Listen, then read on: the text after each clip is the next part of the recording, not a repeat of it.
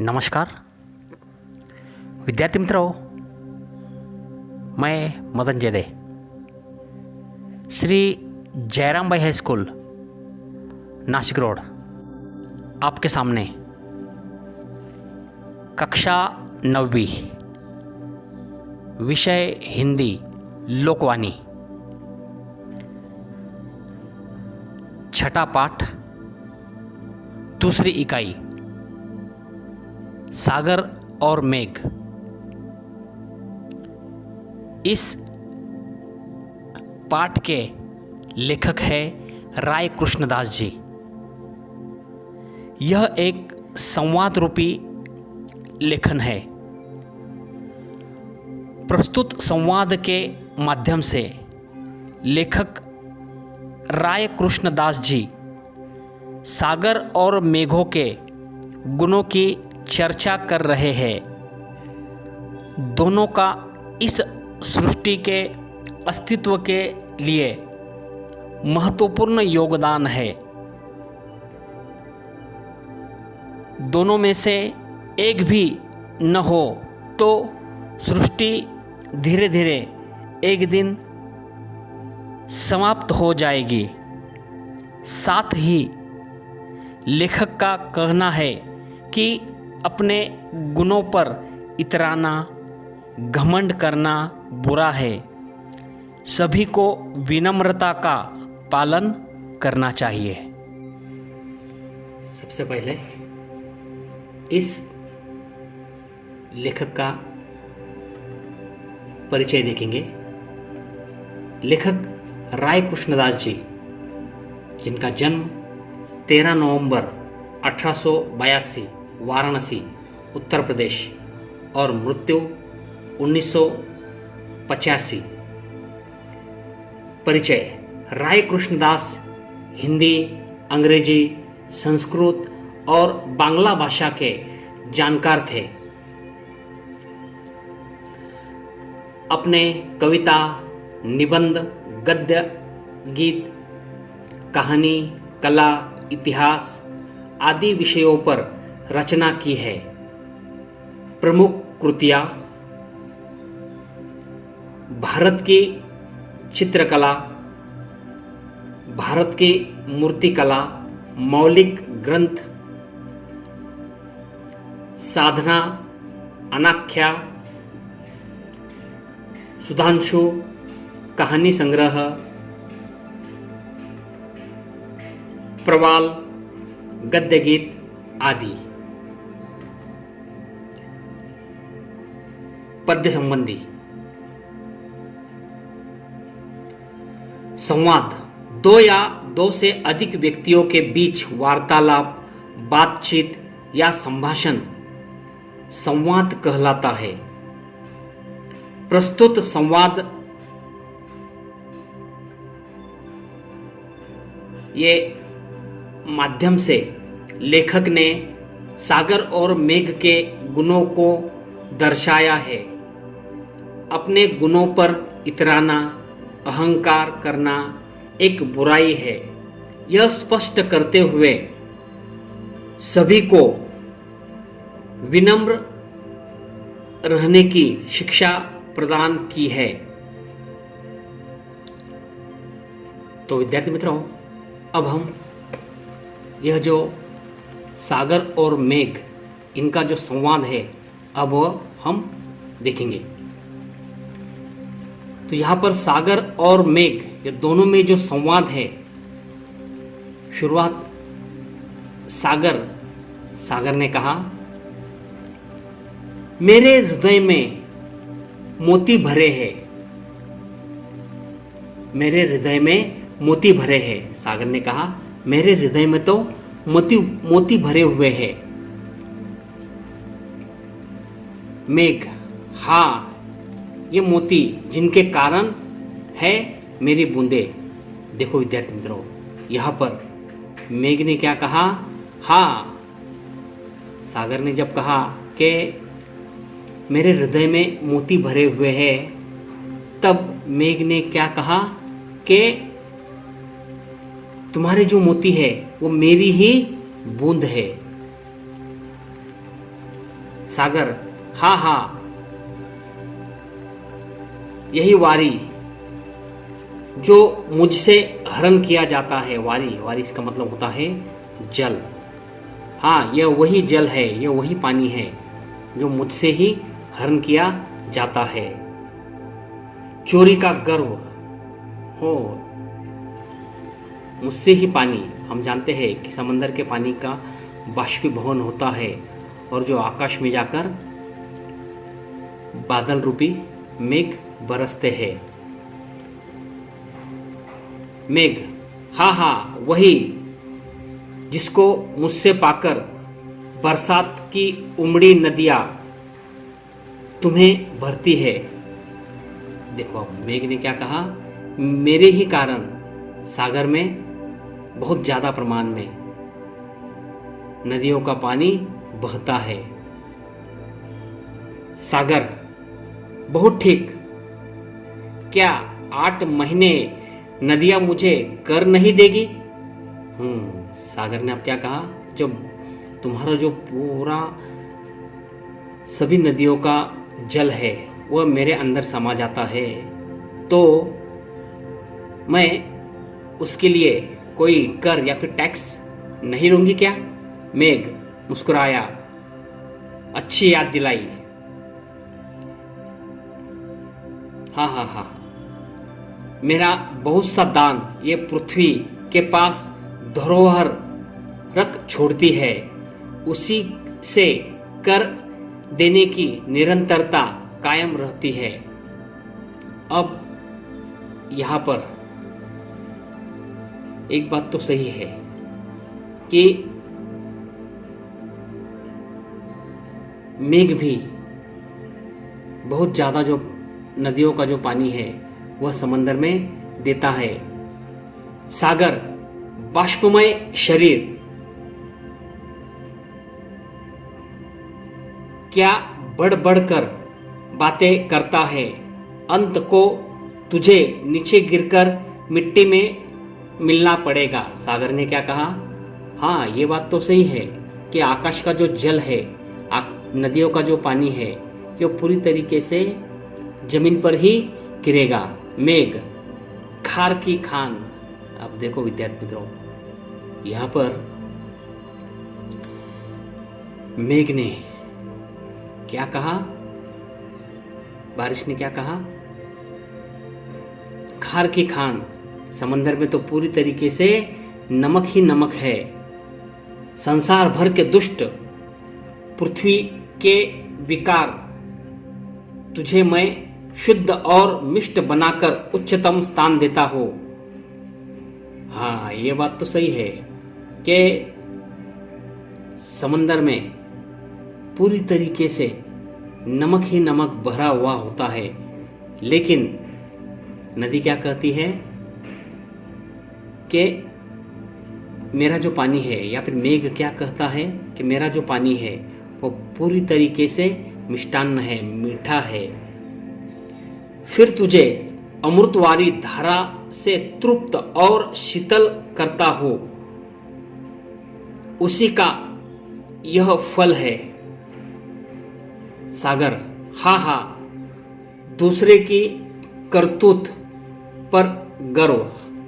सागर ने क्या कहा, दूसरे की करतूत पर तुम गर्व कर रहे हो। सूर्य का यश अपने पल्ले।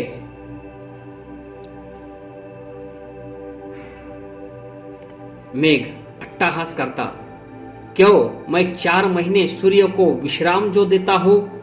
मेघ ने क्या कहा, मैं 4 महीने सूर्य को विश्राम देता हूं, वह उसी के विनिमय में यह करता है। उसका यह कर्म मेरी उत्पत्ति है, वह तो बदले में केवल विश्राम का भागी है। मेघ कहता है कि मैं तो पूरे 4 महीने सूर्य को विश्राम देता हूं, आराम देता हूं।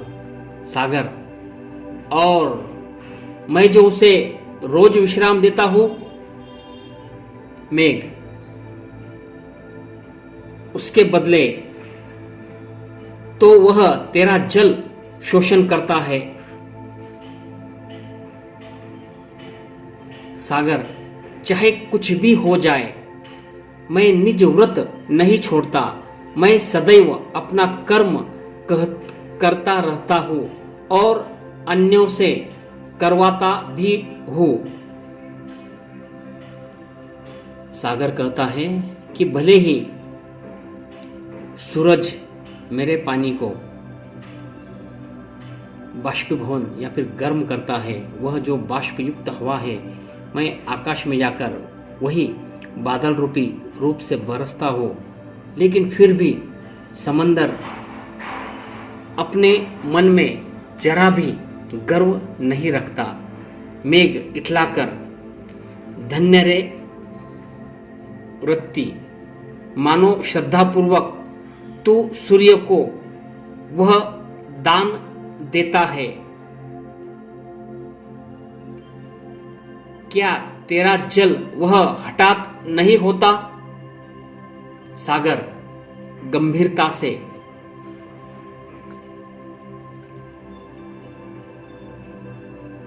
और वाड़व मतलब विद्यार्थी मित्रों, यहां पर समुद्र के जल के अंदर वाली जो अग्नि होती है और वाड़व जो मुझे नित्य जलाया करता है। अब विद्यार्थी मित्रों, हम जानते हैं कि सूरज की जो किरणें हैं वह समंदर के पानी में आने के बाद समंदर के पानी में क्या होता है, समंदर का पानी भी गर्म होता है, जिसके कारण बाष्पीभवन भी होता है। तो भी मैं उसे छाती से लगाए रखता हूं, तनिक उस पर तो ध्यान दो। सागर ने कहा कि सागर की जो उष्णता है, अग्नि है, मैं उतना वो सब कुछ सहन करता हूं, वह कुछ नहीं है क्या? मेघ मुस्कुरा दिया। हाँ, उसमें तेरा और कुछ नहीं शुद्ध स्वार्थ है। नहीं, यह केवल शुद्ध स्वार्थ ही है, क्योंकि वह तुझे जो जलाता न रहे तो तेरी मर्यादा न रह जाए। क्योंकि मेघ का कहना है कि अगर सूर्य सागर का पानी नहीं जलाता तो सागर अपनी मर्यादा छोड़ जाता। सागर गरज कर तो उसमें मेरी क्या हानि है? हाँ, प्रलय अवश्य हो जाए। हाँ, अगर सूर्य की किरणें सागर पे न आती तो क्या होता? सागर में जरूर प्रलय आता। मगर यहां पर यह बात तो सही है, पर फिर भी सागर उसे भी जवाब देता है कि उसमें क्या हानि है, प्रलय अवश्य हो जाए। हाँ, प्रलय तो हो सकता है, लेकिन सूर्य की उष्णता के कारण क्या होता है, वह भी नहीं होता।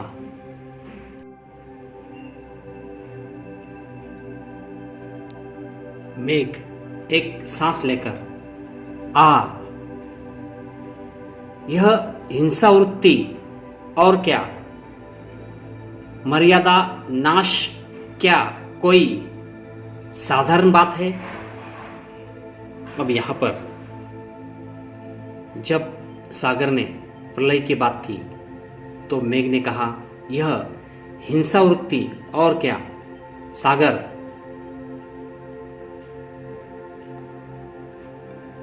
हुआ करे, मेरा आयास तो बढ़ जाएगा। अब विद्यार्थी मित्रों, यह जो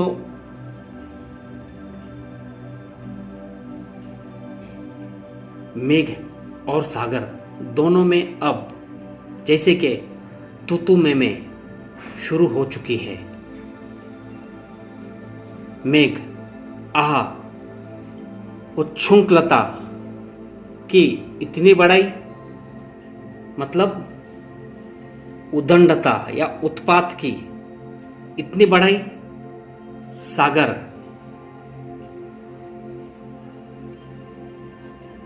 अपनी ओर तो देख, जो बादल होकर आकाश में इधर से उधर मारा फिरता है। अब यहां पर सागर ने क्या कहा, अपनी ओर भी तो देख तू, जो बादल होकर आकाश भर में इधर उधर मारा फिरता है। मेघ, धन्य तुम्हारा ज्ञान। मैं यदि सारे आकाश में घूम फिर के संसार का निरीक्षण न करूं और जहां आवश्यक हो जीवन दान न करूं तो रसा निरस हो जाए, उर्वरा से वंद हो जाए। तू नीचे रहने वाला ऊपर रहने वालों के इस तत्व को क्या जाने। अब यहां पर मेघ ने कहा कि मैं तो ऊपर हूं, तुम तो नीचे है। सागर, यदि तू मेरे लिए ऊपर है तो मैं तेरे लिए ऊपर हूं, क्योंकि हम दोनों का आकाश एक ही है। मेघ, हाँ, निसंदेह ऐसी दलील वही लोग कर सकते हैं जिनके हृदय में कंकड़ पत्थर और शंख घोंगे भरे हैं। अब यहां पर मेघ ने क्या कहा कि इस सागर में तो केवल सागर के हृदय में तो केवल कंकड़ पत्थर और शंख भरे हुए हैं। सागर, बलिहारी तुम्हारी बुद्धि की, जो रत्नों को कंकड़ पत्थर और मोतियों को सीप घोंगे समझते हो। अब यहां पर मेघ ने कहा कि तुम्हारे हृदय में कंकड़ पत्थर और शंख भरे हुए हैं, पर सागर ने क्या कहा, हाँ, तुम्हारी बुद्धि तो बहुत ही महत्वपूर्ण है, क्योंकि तुम रत्नों को कंकड़ पत्थर और मोतियों को सीप घोंगे समझते हो। मेघ, तुम्हारे भीतर रत्न बचे कहाँ है। मेघ ने क्या कहा, तुम्हारे भीतर रत्न कहाँ है, तुम तो कंकड़ पत्थर को ही रत्न समझे बैठे हो। सागर, और मनुष्य जो इन्हें निकालने के लिए नित्य इतना श्रम करते हैं तो प्राण खोते हैं। और यहां तक के सागर ने क्या कहा, सागर में जो मोती है वो मोती निकालने के लिए मनुष्य तो बहुत श्रम करता है, पर कभी कभी क्या होता है, वो अपने प्राण भी खोता है। मेघ, ये स्पर्धा करने में मरे जाते हैं। मेघ, अरे, अपनी सीमा में रमने की मौज को अस्थिरता समझने वाले मूर्ख। सागर ने कहा, तो अपनी मौज में तू अस्थिरता समझ रहा है अपने आप को, तू ढेर सा हल्ला ही करना जानता है। मेघ, हाँ, मैं गरजता हूं तो बरसता भी हूं, तू तो। मेघ ने कहा, ये कि मैं गरजता हूं तो फिर बरसता भी हूं। सागर, यह भी क्यों नहीं कहता कि वज्र भी निपापित करता हूं, यहां तक के कभी कभी जोर से बिजली भी गिरती है। मेघ, हाँ, आतताइयों को समुचित दंड देने के लिए। हाँ, मेघ ने क्या कहा कि कुछ लोगों को दंड देने के लिए भी मैं बरसता भी हूं। सागर ने कहा कि स्वतंत्रों का पक्ष छेदन करके उन्हें अचल बनाने के लिए मेघ, हाँ तो संसार के दीन करने वाली उच्छृंखलताओं का पक्ष क्यों न लेगा? तू तो उन्हें छिपाता है ना सागर। मैं दीनों की शरण अवश्य हूं। मेघ ने कहा, सच है अपराधियों के संगी।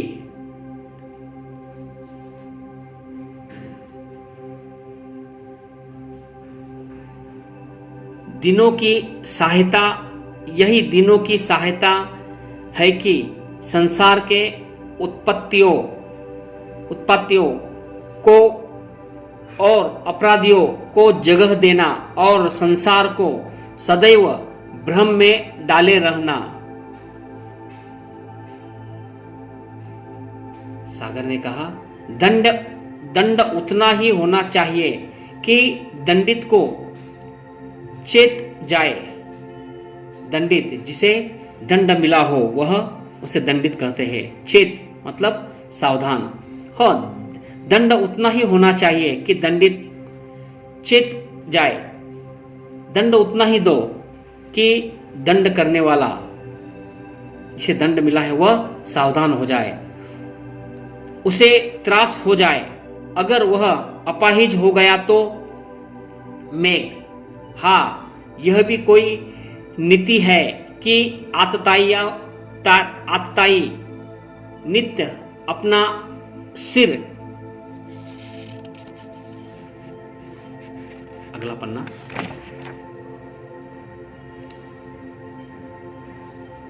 उठाना चाहे और शास्ता उसी की चिंता में नित्य शस्त्र लिए खड़ा रहे, अपने राज्य की कोई उन्नति न करने पावे। सागर, भाई अपने क्रोध को शांत करो। अब सागर ने कहा कि भाई अपने क्रोध को शांत करो। क्रोध में बात बिगड़ती है, यह तो सब लोग जानते हैं कि क्रोध में बात बिगड़ती है, क्योंकि क्रोध हमें विवेकहीन बना देता है। विवेकहीन जिसे भले बुरे का ज्ञान न हो, क्योंकि क्रोध के कारण हम खुद अपना सब कुछ खो देते हैं। मेघ थोड़ा शांत होते हुए, हाँ यह बात तो सच है, हम दोनों ने अपने अपने क्रोध को शांत कर लेना चाहिए। मेघ ने कहा, अब हम दोनों को अपने अपने क्रोध पर काबू कर लेना चाहिए। सागर, तो आओ हम मिलकर जन कल्याण के विषय में थोड़ा विचार विमर्श कर ले। अब हम क्या करें? जन कल्याण के लिए, दूसरों के हित के लिए हम योग्य विचार करें। मेघ, हाँ मनुष्य हम दोनों पर बहुत निर्भर है, क्योंकि सभी लोग, पूरा विश्व, नदी और समुद्र दोनों पर निर्भर है। प्रतिवर्ष किसान बड़ी आतुरता से मेरी प्रतीक्षा करते हैं। हम भी बारिश की, पूरे किसान भी, भारत के सभी किसान आतुरता से इंतजार करते हैं। सागर, मेरे क्षार से मनुष्य को नमक प्राप्त होता है, जिससे उसका भोजन स्वादिष्ट बनता है। और सागर ने कहा कि मेरे कारण नमक बनता है, जिसके कारण लोगों का जो भोजन है वह स्वादिष्ट बनता है। मेघ, सागर भाई हमें कभी आपस में उलझना नहीं चाहिए। अब मेघ ने कहा, सागर भाई, हमें आपस में कभी उलझना नहीं चाहिए। सागर, आओ प्रतिज्ञा करते हैं कि हम अब कभी घमंड में एक दूसरे को अपमानित नहीं करेंगे। अब यहाँ पर सागर ने कहा कि आओ अब हम दोनों प्रतिज्ञा करते हैं कि इसके आगे हम कभी घमंड नहीं करेंगे, एक दूसरे का अपमान भी नहीं करेंगे, बल्कि मिलकर जन कल्याण के लिए कार्य करेंगे। अब हम क्या करेंगे? जन कल्याण के लिए ही कार्य करेंगे। मेघ, मैं नदियों को भर भर कर तुम तक भेजूंगा। मैं नदियों को भर भर तुम तक भेजूंगा। अब मेघ ने क्या कहा कि नदियों को भर भर कर मैं तुम्हारी ओर भेजूंगा। सागर, मैं सहर्ष उन्हें उपकार सहित ग्रहण करूंगा। अब सागर ने भी क्या कहा? मैं दोनों हाथ जोड़कर आए हुए नदियों का सहर्ष स्वागत करूंगा।